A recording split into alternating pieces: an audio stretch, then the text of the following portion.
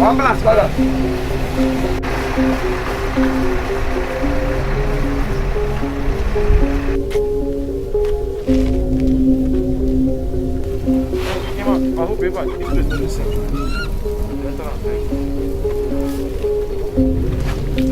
What was meant to be 3 days of fasting and prayer in Olu, Imo State, ended in horror.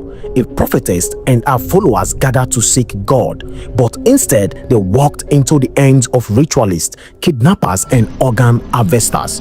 By the time police uncovered the forest den, the truth was darker than anyone imagined. Stay with us and watch this video till the end as we uncover the truth behind this terrifying event. They killed some. That day we came, they showed us on my head that if we tell government anything about this case, that they're going to cut off our head. Welcome to Africa Today Crime Channel. Do you know liking our video helps it grow faster? Please, today don't forget to like our video, subscribe, and share. Thank you. Olu, Imo State, a quiet community in southeastern Nigeria known for its thick forest and farmland. But deep inside this forest, evil was waiting. What began as a simple prayer camp turned into one of the most gruesome stories of crime in recent memory. The name at the center of this story is Prophetess Miss Ebere Chidera. She was well known in her church, and in her neighborhood she called herself a woman of vision, and her followers trusted her on this journey. About 20 church members joined her for a 3-day fasting and prayer retreat inside the bush. Their mission was simple: to pray, to seek God, and to strengthen their faith. But what they didn't know was that their prayer ground was already marked as men of darkness. On the 3rd day of the program, after long hours of fasting, the group gathered to break their fast. Some had started eating, others were still serving food. That was when it happened.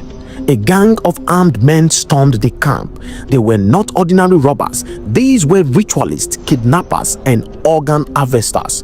Some members tried to run. A few were shot on the spot. Others were beaten and dragged deeper into the bush. Within minutes, the prayer ground turned into a slaughter ground. Plates of food scattered, Bibles fell, and silence returned to the forest. Later, investigators would find car keys, shoes, and bags left behind, signs of a sudden and brutal ambush. The captives, both the dead and the living, were carried into the heart of the forest. What awaited them there was beyond imagination. It was a den, a stronghold where kidnappers, ritualists, and organ harvesters operated together. Over 30 men controlled the place. The camp looked like a house of horror. Human bones were scattered. Strange symbols covered the walls. There were signs of cannibalism. The victims' families soon began receiving calls. The kidnappers demanded 30 to 50 million naira ransom. They warned the families not to involve the police. But there was something strange. Even when they called Prophetess Ebere's family, they refused to let her speak. They only made demands. They shouted, they threatened, but they kept Ebere's voice silent.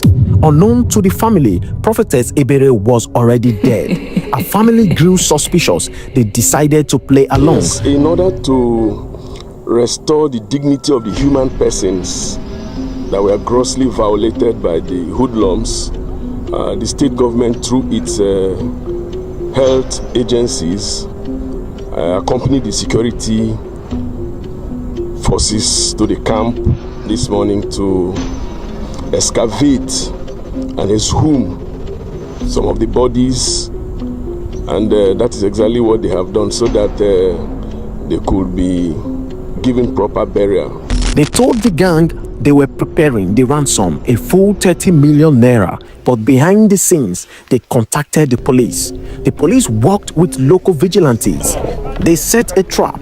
When the gang tried to push harder for the ransom, one of their members were tracked and arrested. During interrogation, the man broke down. He confessed everything.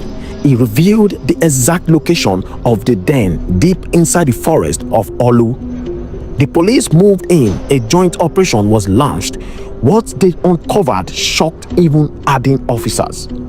Inside the forest camp, they found signs of ritual activities, fresh graves, human skulls, dismembered bodies. The stench of death filled the air. One female survivor was rescued. Her body was weak, her voice shaking, but she lived to tell the story. She explained how they were chained, starved, and beaten, and how at night the gang members would chant and perform strange rites around the victims, how some victims were killed and their organs removed before our very eyes. So can you just narrate a little what the kind of things you've seen in that place? Yesterday afternoon, they killed one army man, and this man here, they kidnapped him in the night with one man, one fair man there. What else did they do there? They beat us. They even kill human being, kill them, roast the woman being. I don't know anything. There are plenty. I cannot count. There are plenty. Both girls, both ladies, both kids. Many people. I cannot explain. She said she saw them roasting human flesh. She said she prayed every minute for death, but somehow she survived. The discovery was like something from a horror movie, but this was real. More than 30 members of the gang were identified. Some were arrested during the raid. Others fled into the forest. The police confirmed that ransom money had already been collected from some families, yet their loved ones were still murdered. The story of Prophetess Ebere Chidera and how church members has now become a grim reminder of the dangers of blind trust. What was supposed to be a holy retreat ended in bloodshed. The Olu Forest Den is now known as a place of terror, a chilling example of how ritual killers and organ harvesters operate. For the families, the wound will never heal. For the lone survivor, the memories we haunt are forever. And for the people of Olu, one question remains: how many more dens like these are hidden in our forests? This was not just a crime, it was a nightmare that walked in daylight. A story that shows how deep the hunger for money can push human beings into darkness.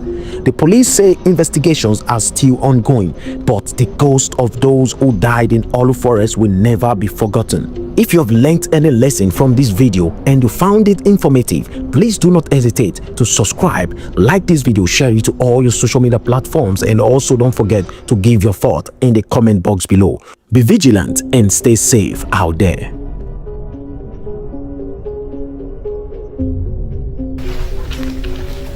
Yes, okay, you have to go through this. Wait, no.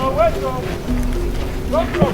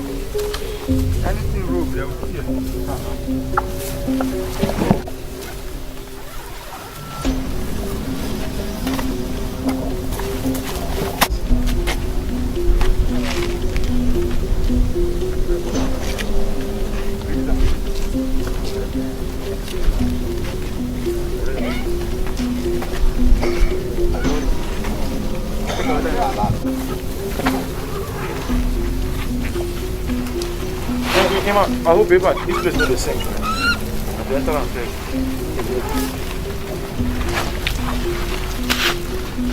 The other one. The one with the neck. I'm the other. This one. Where the neck.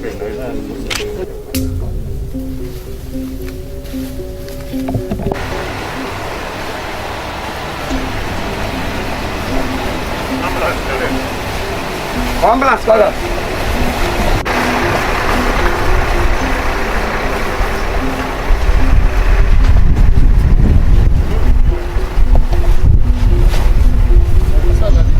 Come through the door. Come through the door. Come on this side. Come on this side.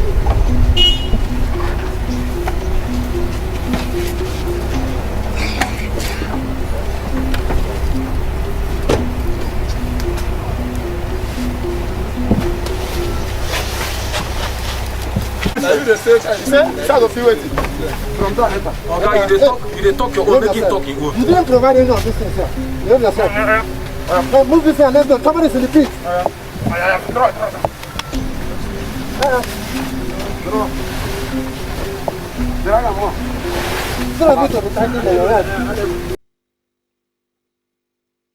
Oh my God.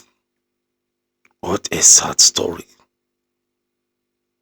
What a very, very sad story for the people who went to seek more the face of God to strengthen their faith, to see how things maybe can turn around to become what they have been waiting for. And to the utmost one of it, they trusted the prophetess when they say, let's go to outside where many people cannot see us, so that we can concentrate and seek more the face of the Lord and his mercy to favor us. And they all trusted her, and they moved to do what has been entrusted from the prophetess. But unfortunately, not knowing that on the third day, there will be lives that are going to be lost by these ritualists that are kidnapping people, asking for ransom, and also still kill them, which the leader, the prophetess, was also killed, and with some of them. And some of them escaped, some of them were shot, some of them couldn't make it. May their soul rest in peace. I am not doing this video or reacting to this video because I want to react, but it is to bring to the notice of those who could not be able to see it from the source that we need to be careful. Whatever we say, whatever we do, how do we do it, how we go about it. Listen, God is not a magician. Sometimes we don't give ourselves to a wrong place in the name of that we are seeking the face of God. Look at these ones, their life has been cut short. I believe that most of us that have seen this video have learned their lessons from it. It's a sad story, it's a regrettable story, but it has happened. But in everything, we still give God the glory. Please be safe out there. Before you do anything, before you make any journey, before you decide, no one said that you must not listen to your leader, you must not listen to your prophetess or to your prophet or to your pastor or to whoever religion you believe on or faith you believe on. But be careful. You can equally inquire from God to know whether it is true that I must embark on this journey or I must do this or do that.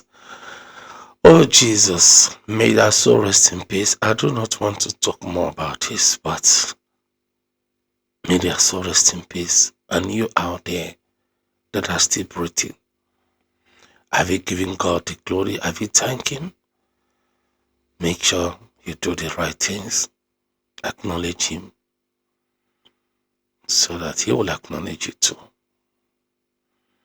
As I leave you with this word, be wise in everything you go out there to do or to decide to do. Put God first, so that you will not end like those who does not put God first in anything they do. God bless you until I come your way again. I remain your host, Michael. Please subscribe, like, and share. Here we react to every trending videos, every videos that can be able to enlighten you and give you information so that you could know how you do things or what is going on around you. That is what we do here. If it is what you would like to see more, please subscribe to our channel, like and share, so that we can notify you when we bring these videos again. So that we can notify you. Like I said, subscribe now. That is all we ask from you. God bless you. Bye.